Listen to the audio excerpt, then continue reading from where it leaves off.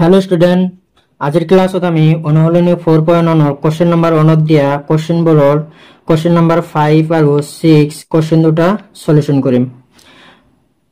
Question number 5 ত আমাক কি দিয়া আছে 2x - 1 whole into x - 3 equal x + 5 whole into x - 1।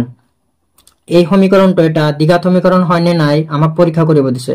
গতিকে সমীকরণটা আমি সলিউশন করি চাও দ্বিঘাত সমীকরণ হয় না নাই। তো কোশ্চেন নাম্বার 5 তো আমি লিখি লইছো। ইয়াতে কি আছে 2x - 1 x - 3। সো ব্র্যাকেটের কামবিলাক কেনেকৈ কৰিব লাগে ইয়াৰ আগৰ ক্লাছত আমি শিকিছিলো যে ইয়াত হয় প্ৰথম পদটোৰ লগত এই x এৰ লগত পূৰণ কৰিব লাগে আৰু এই প্ৰথম পদটোৰে আকৌ এই 3 ৰে পূৰণ কৰিব লাগে। তেনেহলে 2x এৰ লগত x পূৰণ কৰিলে কি হ'ব 2x স্কয়াৰ। আকৌ 2x এৰ লগত এই 3 পূৰণ কৰিলে কি হ'ব -6x। মাইনাস কি কারণ হবো, কারণ আমি জানো এটা আছে প্লাস এটা আছে মাইনাস, প্লাসে মাইনাসে কি হয় সদায় মাইনাস হয়। তার পিছত এই মাইনাস ওনেৰে এই x ক পূৰণ কৰিম, পূৰণ কৰা হে কোৱাৰ পিছত আকৌ এই মাইনাস ওনেৰে 3 পূৰণ কৰিম। তেনেহলে মাইনাস ওনৰ লগত 3 পূৰণ কৰিলে কি হ'ব মাইনাসে প্লাসে এটো কি হ'ব মাইনাস ওনৰ লগত x পূৰণ কৰিলে কি হ'ব x। তাৰ পিছত মাইনাসে মাইনাসে কি হ'ব প্লাস ওনৰ লগত 3 পূৰণ কৰিলে 3 ইকুয়াল সেম ভাবে এই x এৰ লগত এই x ক পূৰণ কৰিলে কি হ'ব x স্কয়াৰ। এই x এৰ লগত 1 পূৰণ কৰিলে কি হ'ব x হ'ব। সাইন তো কি হ'ব ইয়াত আছে প্লাস ইয়াত আছে মাইনাস, প্লাসে মাইনাস কি হ'ব মাইনাস। নেক্সট 5 এর লগত এই x পূরণ কৰিলে কি হ'ব 5x। নেক্সট 5 এৰ লগত মাইনাস 1 পূৰণ কৰিলে কি হ'ব -5। মাইনাস কি কারণ হবো, কারণ এটা প্লাস এটা মাইনাস, আমি জানো প্লাসে মাইনাসে কি হয় সদায় মাইনাস। নেক্সট 2x স্কয়ার, ইয়াত আছে মাইনাসৰ 6x, ইয়াত আছে মাইনাসৰ এটা x, তেনেহলে টোটাল কেইটা হ'ব মাইনাসৰ 7x। 7x কি কারণ হবো, কারণ দুইটার আগতে কি আছে মাইনাস সাইন আছে, আর মাইনাস সাইন থাকিলে মাইনাস সাইনটো বহাব লাগে আৰু এই পদ দুটা যোগ কৰি দিব লাগে। তাৰ পিছত বাকি থাকিল কি আমাৰ 3 ইকুয়াল x স্কয়াৰ থাকা বস্তুটো আৰু নাই, গতিকে x স্কয়াৰ আমি x স্কয়াৰই লিখিম।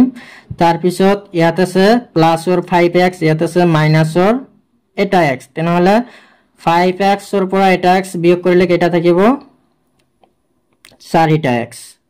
নেক্সট আমাৰ কি থাকিল -5।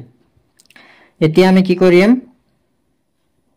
এই 2x স্কয়ার -7x প্লাস 3 এটো আমি এটোই লিখিম 2x square -7x plus 3। Next আমি কি কৰিম এই ইকুয়ালেৰ ৰাইট সাইডে থকা গোটেইখিনি পদ আমি কি কৰিম ইকুয়ালৰ লেফট সাইডত লৈ আহিম। আৰু আমি জানো যে ইকুয়ালৰ ৰাইট সাইডৰ পৰা কোনোটা পদ যদি আমি লেফট সাইডত লৈ আহো, যদি সেই পদটো প্লাস থাকে তেনেহলে কি হ'ব মাইনাস, আৰু যদি মাইনাস থাকে তেনেহলে কি হ'ব প্লাস। তেনেহলে x স্কয়াৰৰ আগত আমাৰ কি আছে ইয়াত প্লাস আছে, গতিকে প্লাস তো আহি কি হ'ব ইয়াত -x স্কয়ার।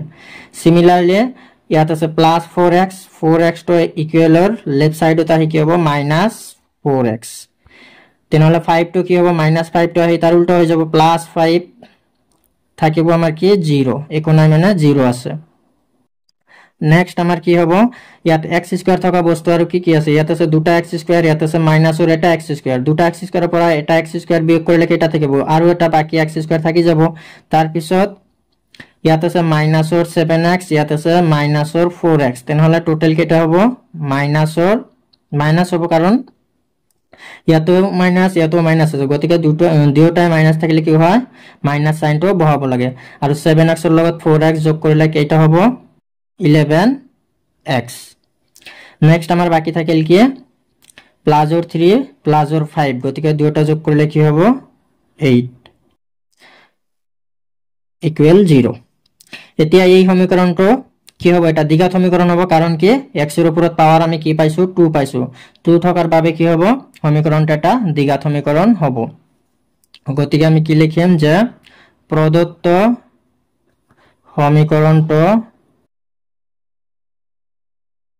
সমীকরণটো এটা দ্বিঘাত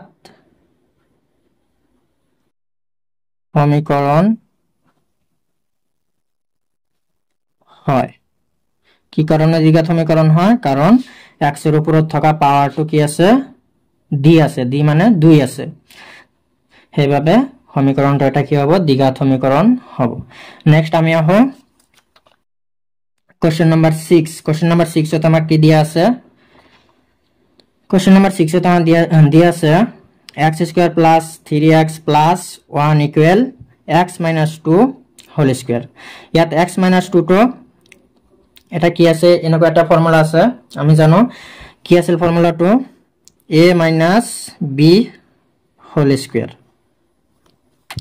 a minus b whole square equal to কি লিখিব পাৰো আমি?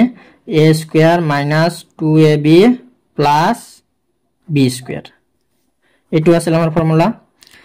গতিকে এটুক আমি কি লিখিব পাৰো?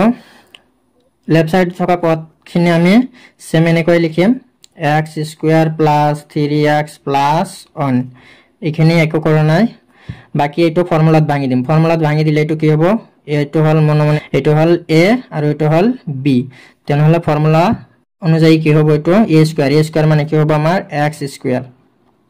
নেক্সট মাইনাস কি আছে ফৰ্মুলা 2 ইনটু a মানে কি আমাৰ x ইনটু b মানে কি আছে আমাৰ 2। তার পিছত ফর্মুলার প্লাস ফর্মুলার কি আছে b স্কয়ার মানে কি হবে 2 স্কয়ার। নেক্সট আমার কি থাকিল?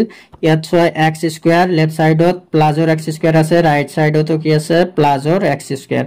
তেনহলে আমি ক্যান্সেল কৰিব পাৰো এটো।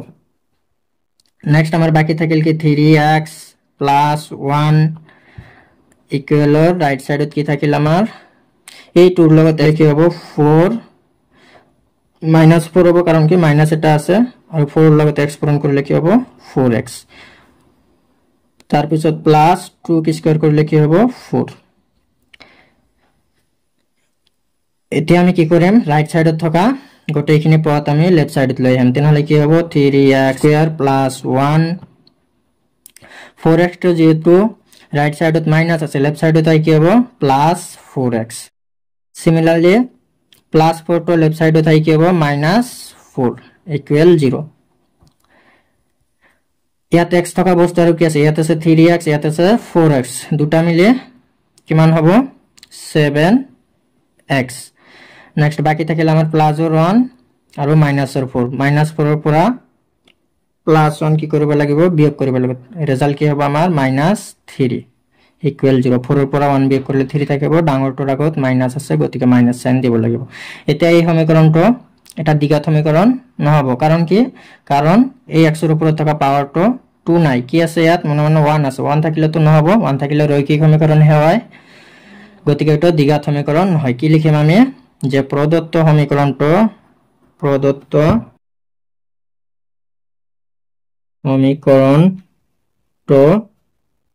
এটা দ্বিঘাত সমীকরণ